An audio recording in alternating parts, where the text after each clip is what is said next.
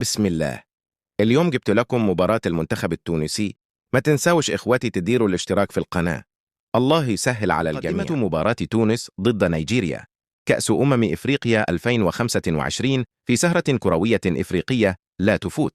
يستعد منتخب تونس لمواجهة منتخب نيجيريا غدا السبت في الجولة الثانية من دور المجموعات لبطولة كأس إفريقيا 2025 المقامة في المغرب.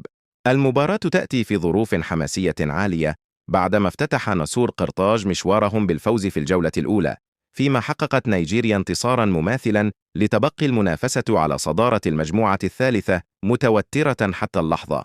الجزيرة نت الموعد والملعب السبت 27 من ديسمبر 2025 الساعة 21 بتوقيت تونس والمغرب، 13 بتوقيت السعودية. المركب الرياضي بمدينة فاس المغربية، حيث تشهد أجواء حماسية بين الجماهير من شمال القارة وجنوبها. الجزيرة نت القنوات الناقلة.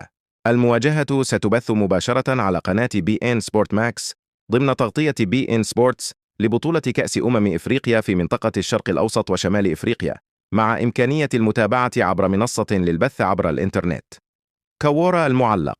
على مستوى التعليق العربي، يتوقع أن يتولى عصام الشوالي التعليق على أحداث اللقاء على بي إن سبورت، أحد أبرز المعلقين في المنطقة وصوتا مألوفا لعشاق الكرة الأفريقية والعربية.